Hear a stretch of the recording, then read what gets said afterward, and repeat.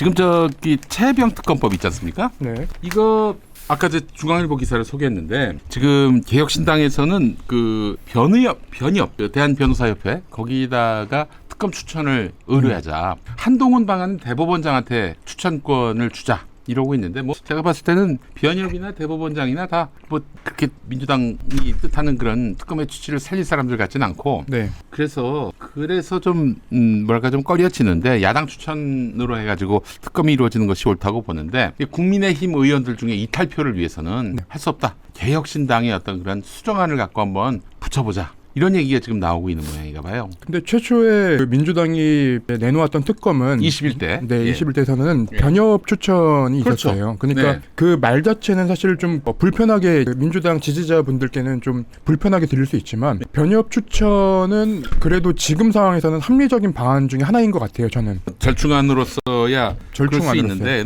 우리가 지금 뭐 사실 여야 합의보다 중요한 게 최혜병 사건의 진실 아니겠어요? 최혜병 사건의 외압의 또 진실일 것이고요. 그 변협 추천해도 괜찮아요? 근데 합리적이라고는 말씀드릴 수 있지만 그게 옳은 선택이냐라고 하면 저는 그렇진 않다고 그렇진 봅니다. 않다. 네, 왜냐하면 변협 회장도 이제 매번 바뀌고 그들의 성향도 계속 바뀌지만 윤석열 검찰총장이 이제 퇴직하던 날 그 변협에서 윤석열 검찰총장을 지지하는 그 성명서를 내요. 아 그랬어요? 네, 근데 그때 왜 성명서를 냈냐면 그러고 퇴직을 했잖아요. 퇴직한 검찰총장이 갑자기 변협 그 회장을 만나요. 네. 예방을 하기 위해 그러니까 윤석열 검찰총장과 윤석열이 정치에 나서기로 했던 윤석열이 그러니까요.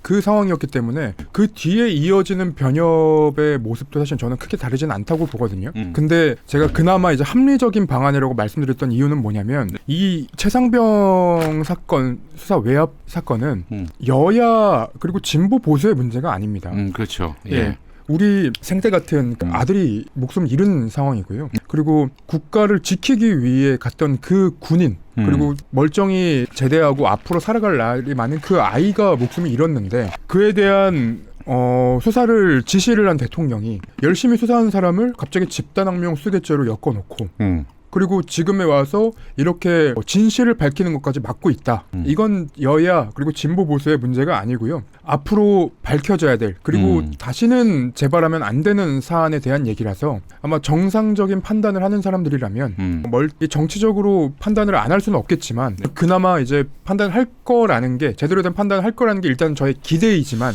이거는 정말로 기대일 뿐이고 뭐 실제로는 그렇게 안 이루어질 가능성이 굉장히 높다고 보긴 합니다. 일단 제가 봤을 때는 한번 좀 기다려봤으면 좋겠다고 말하고 싶은데 한동훈하고 윤석열 사이에 지금 갈등 골이 대단하거든요. 네. 엄청나요. 네. 그 지금 사실 개혁신당도 민주당 안을 지금 찬성하겠다는 입장 아니겠습니까? 네. 그 윤석열을 매길 수 있다라는 점에서는 한동훈과 가까운 의원들이 한 10명 된단 말이죠. 그 10명이 찬성표를 남몰래 던진단 말이죠. 그러면은 이건 진짜 윤석열은 구렁텅이로 들어가는 건데 그렇죠. 그 선택을 안 할까? 그런 생각이 좀 들어요. 지난번에 이제 제가 이 방송 나와서 제가 말씀드렸던 것 같은데 네.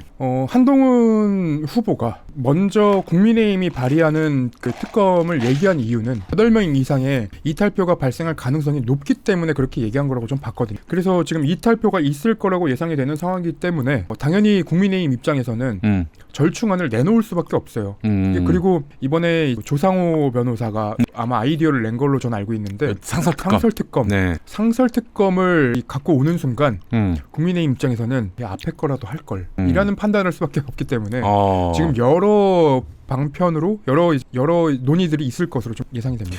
이제 한동훈이가 겉으로는 반대한다 이래놓고 좌파 의원들한테 야 찬성표 찍어. 네. 이렇게 해서 통과가 되면 참 좋겠다. 제 바람은 그렇습니다. 네. 그러면 또 한동훈 특검도 그렇게 용산 대통령실에서 처음에는 거부권을 행사하고 대신에 친윤들한테 야 가결표 던져. 재의 투표할 때 그럴 가능성이 있지 않을까. 그래서 둘 다 망했으면 좋겠습니다. 야, 근데 이 국민의힘 전당대회에서 너무 재밌는 얘기들이 많이 나와요. 예. 한동훈 법무부 장관 때 나경원 의원이 패스트트랙 공소 취소해다 공소 기각해달라 뭐 이런 얘기들까지 부탁을 했다는 내용이 오늘 보도로 나오더라고요. 아 그래요? 네. 이거 한동훈이 흘렸겠네. 한동훈 그 후보가 직접 얘기를 한 것 같더라고요. 제가 아침에 이제 기사 헤드라인만 보고 왔는데 뭐 전당대회에서 뭐 댓글 부대 얘기도 나오고 그러니까 진짜 점이 가경입니다. 지금 이거는 일상적으로 있을 그 전당대회 때의 어떤 그런 갈등 경쟁 이게 아니라 너 한번 죽어봐라 그런 차원에서의 전쟁이라고 하더라고요. 이게 그 옛날 박근혜 이명박 두 사람이 했던 그 기억하시죠? 아 그렇죠. 이게 결국 대부분 그들이 경선 때 했던 말들이 다 나중에 수사의 근거가 됐어요. 예, 이거를 잘 기억해놨다가 이거는 언젠가는 음. 지금 나온 얘기들 수사가 될 것들입니다. 그렇죠. 다 하나같이 다 범죄 혐의가 있는 것들이고 노선이나 어떤 뭐 그런 정책에 대한 견해차가 아니라 너 죽어봐라 지금 이런 건데 자 그렇다면은 최악의 경우를 한번 상상해보죠.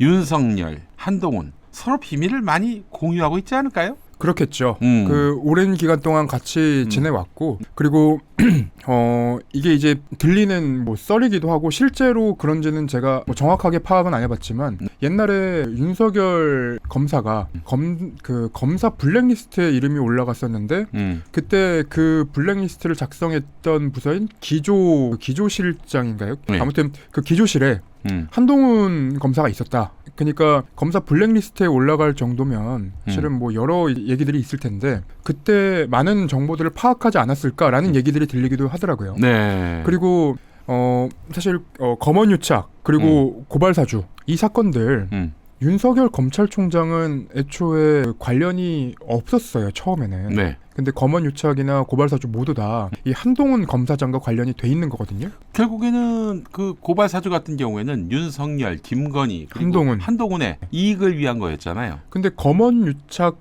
때 그 사건이 발생한 이후에 발생한 게 이제 고발사주인데 그렇죠. 검언유착 같은 경우는 한마디로 유시민을 이제 잡기 위해 얼검해서 불이익을 주려고 했고 여기에 한동훈의 그림자가 보이는 것이고. 네, 그러니까 직접 뭐 이동재 기자 뭐 그 채널A 기자랑 뭐 연락한 것도 나왔었는데 그 이후에 윤석열 검찰총장의 행보를 보면은 이게 검찰총장이 맞는가 하는 내용들이 나온다는 거죠. 예를 들면 녹음 파일이 있는지 한동훈 검사장이 얘기했던 녹음 파일이 있는지 그거를 윤석열 검찰총장이 채널A 관계자한테 그 간판 뉴스하는 뭐 김진 앵커 직접 연락해서 물어봐요. 그런 경우도 있단 말이에요. 네. 그러면 이 윤석열 검찰총장이 왜 한동훈 측근이라고 하더라도 한동훈 검사장을 위해 이렇게까지 움직일 필요가 있었을까? 뭐 그런 이제 의심을 하다 보면은 서로 이것저것 많이 알고 있는 거 아닌가라는 의심까지도 가게 되더라고요. 다 까면은 둘 다 죽을 수 있다. 네.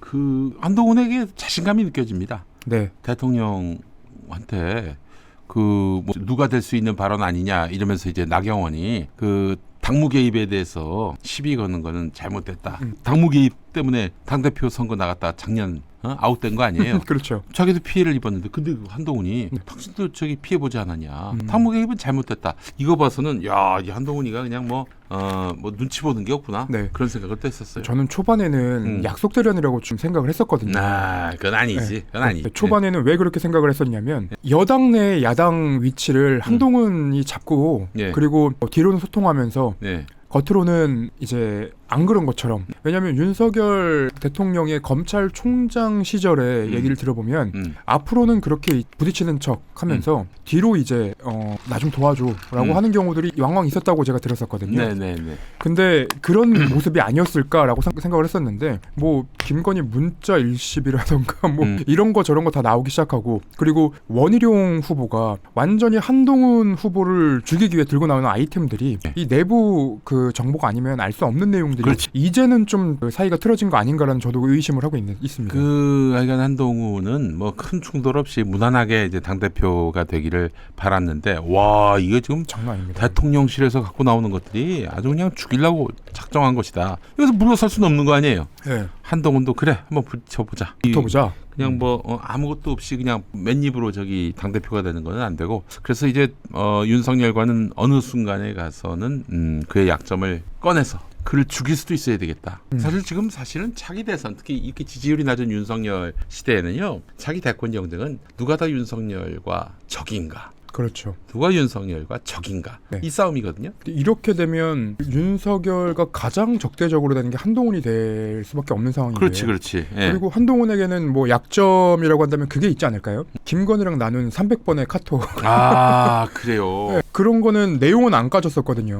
뭐였을까? 뭐라고 보세요? 그냥 지금 얘기로는 그 윤석열이가 저기 연락이 안 돼서 그쵸. 그 사모님한테 연락한 거다 그러는데 300번씩이나 통화할 일은 아닌 것 같은데. 제가 아무리 친해도 제 직장 상사의 아무리 친한 형이 됐더라도 예. 직장 상사의 부인한테 우리 형이 뭐라고 있을 줄 알고 그렇게 연락해갖고 물어보겠습니까? 그게 말이 안 되는 상황이죠, 사실은. 그리고 또 저기 김건희가 공개한 자신이 한동훈한테 사과할 의향이 있다라는 그 문자를 보면은 극존칭을 써가면서 존댓말로 대화를 나누는데 둘이 그런 사이인가? 그것도 의심이 되죠. 예. 네. 그래서 나는 이 문자가 과연 진실한가? 있는 그대로 그때 보낸 문자 맞나? 이런 생각을 좀 해보게 돼요. 공식적인 문자로 언젠간 남길 수 있다. 혹은 네. 이제 내부에서 논의를 한 뒤에 보냈다면 그런 그 말투의 문자도 가능하겠죠. 그러니까 이게 철저히 계산된 거 아닌가. 그 문자는 저는 그렇게 생각합니다. 저기 김건희가 지금 윤석열과 한동훈보다도 김건희와 한동훈의 관계가 어떠한지를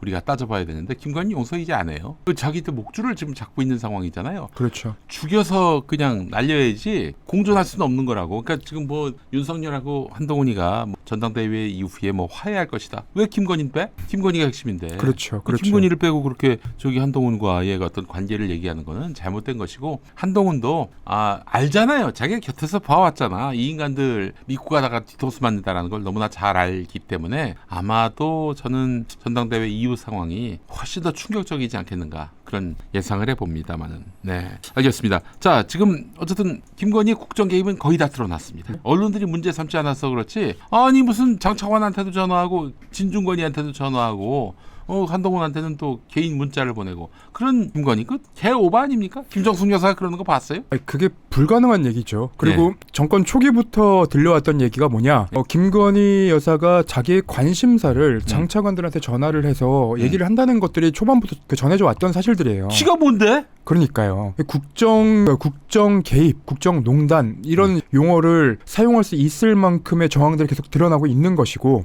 그리고 김건희 여사가 도대체 어떤 권한으로 그렇게 할 수 있는 건지도 저는 너무 궁금하고요. 그리고 지금 뭐 제2부속실이 없잖아요. 김건희 여사가 어디로 어떻게 움직이는지는 관리가 되고 있는 것인가? 그리고 김건희 여사를 만나러 오는 사람들은 관리가 되고 있는 것인가? 기록이 되고 있는 것인가? 그 또한 저희가 확인을 해봐야 되지만 지금 제2부속실이 없고, 그리고 그런 기록을 남길 리가 없다고 저는 보고 있거든요. 그래서 지금 뒤에서 어떤 일이 벌어지고 있는지도 결국은 언젠가는 밝혀져야 될 부분이라고 저는 생각합니다. 네, 그래요. 파야 할 것들이 너무나 많아요. 많죠. 그래서 너무나 많기 때문에 제대로 짚어내지 못하는 그런 이슈들도 많이 있을 것 같고, 이거 저 야당에서 잘 준비를 해야 될 것 같고. 근데 이제 다만 어느 것이 말하자면은 이 정권 몰락의 어떤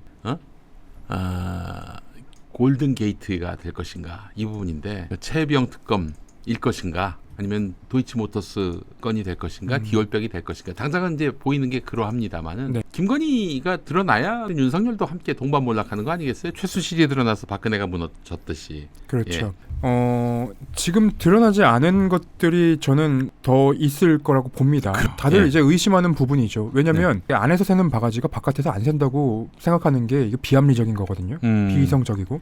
지금 드러난 것만도 이만큼인데 드러나지 않은 것은 얼마나 있을 것인가. 이 부분이 저희가 이제 봐야 되는 부분이고, 만약에 추가적으로 뭔가가 드러난다면 그 김건희 여사와 관련된 내용들이 드러날 가능성이 굉장히 높다고 좀 보고요.